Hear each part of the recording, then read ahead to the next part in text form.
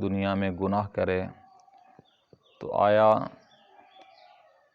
اس کے گناہ، اس کی غلطیاں، اس کا فسق و فجور دنیا کے اندر بیان کرنا، اگر زندہ ہے تو شرعی حکم کیا ہے، اگر فوت ہو گیا تو اس کا شرعی حکم کیا ہے، کہ مسلمان کے فسق و فجور کو بیان کیا جا سکتا ہے یا نہیں؟ تو آپ علیہ الرحمہ نے جواب ارشاد فرمایا، دو صورتیں بیان فرمائیں کہ اگر کوئی بندہ مومن اپنی دنیاوی زندگی کے اندر فسق و فجور کرتا ہے، غلط کام کرتا ہے، ناجائز کام کرتا ہے،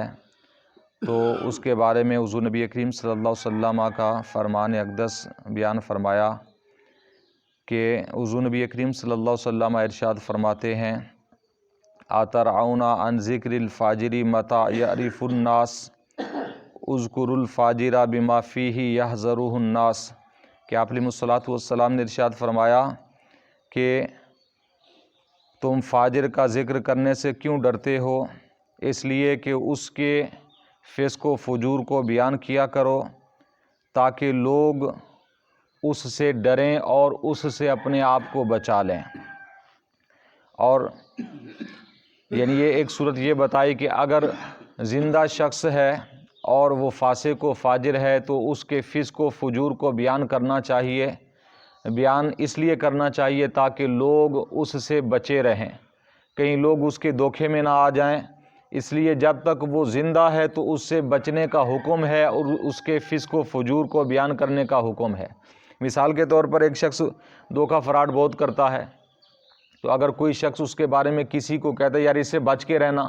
تمہارا لین دین ہے، اس کے ساتھ معاملات ہیں، اس سے ذرا بچنا، کہ یہ لین دین کا ٹھیک نہیں ہے، یہ معاملات کے اندر ٹھیک نہیں رہتا، تو یہ خیر خواہی ہے دوسرے مسلمان کی، اور یہ بیان کرنا یہ کوئی ناجائز نہیں ہے، بلکہ ایسا کرنا چاہیے تاکہ دوسرا مسلمان اس کے دھوکے سے، اس کے فراڈ سے بچ جائے، اس لیے یہ جائز ہے، یہ گناہ کے اندر نہیں آئے گا۔ ہاں، حضور نبی کریم صلی اللہ علیہ وسلم نے ارشاد فرمایا کہ جب کوئی بندہ مومن فوت ہو جائے، اب چاہے وہ گناہ گار تھا، بدکار تھا یا نیکوکار تھا، حکم یہ ہے کہ اس کی برائیاں بیان نہیں کرنی۔ جب وہ فوت ہو گیا تو آپ علیہ الصلوۃ والسلام نے ارشاد فرمایا، لا تسبوا الاموات فانہم قد عفتوا الی ما قدموا۔ نبی کریم صلی اللہ علیہ وسلم نے ارشاد فرمایا کہ اپنے مرنے والوں کو گالیاں نہ دو، انہیں برا بھلا نہ کہو، اس لیے کہ جو کچھ انہوں نے اپنے آگے بھیجا ہے وہ اپنے انجام کو پہنچ چکے ہیں۔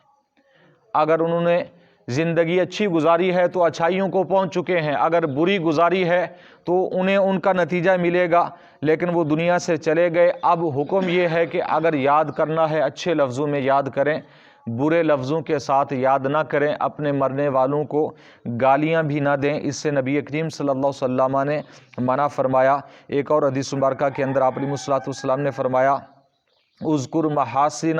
موتاکم وکفوا عن مساویہم۔ نبی کریم صلی اللہ علیہ وسلم نے ارشاد فرمایا، اے لوگو اپنے مرنے والوں کی نیکیاں بیان کیا کرو، ان کے محاسن بیان کرو، ان کے اندر جو خوبیاں تھیں وہ بیان کرو، اور ان کے مرنے کے بعد ان کی برائیاں چھوڑ دو۔ ہاں، جب تک بندہ زندہ ہے تو پھر اس نیت سے بیان کر ہاں، ذلیل کرنے کی اگر نیت ہے کسی کو کہ میں نے اس کو ذلیل کرنا ہے تو بھی ٹھیک نہیں ہے،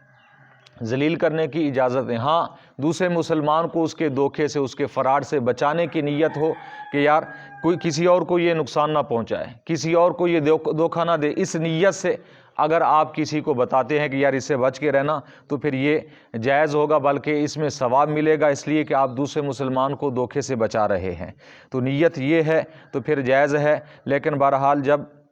بندہ مومن دنیا سے رخصت ہو جاتا ہے، چاہے وہ نیکوکار ہے یا گناہ گار ہے، اب حکم یہ ہے نبی کریم صلی اللہ علیہ وسلم کا، یہ بخاری مسلم کی حدیث مبارکہ ہیں، آپ علیہ الصلوۃ والسلام نے فرمایا کہ اب گالی بھی نہیں دینی، اب اس کی برائیاں بھی بیان نہیں کرنی، بلکہ دیکھو کہ ہر برے شخص کے اندر بھی کچھ نہ کچھ خوبیاں ہوتی ہیں، جو خوبیاں تھیں ان کے اندر وہ اگر بیان کرنی ہے تو خوبیاں بیان کرو تاکہ اس کی آخرت سدھر جائے، تاکہ اللہ تعالیٰ اس کے گناہوں کو بخش دے، اس کے فسق و فجور کو معاف فرما دے، اس لیے کہ بہرحال تھا تو وہ ہمارا مسلمان بھائی، مومن بھائی تھا ہمارا، اس لیے اس کے برائیوں سے بچنا چاہیے۔ اللہ تعالیٰ کی بارگاہ میں دعا ہے نبی کریم صلی اللہ علیہ وسلم کے وسیلہ سے ہم سب کو علم دین سیکھنے کی، سمجھنے کی، عمل کی توفیق عطا فرمائے۔ آمین بجاہ النبی الامین وما علیہ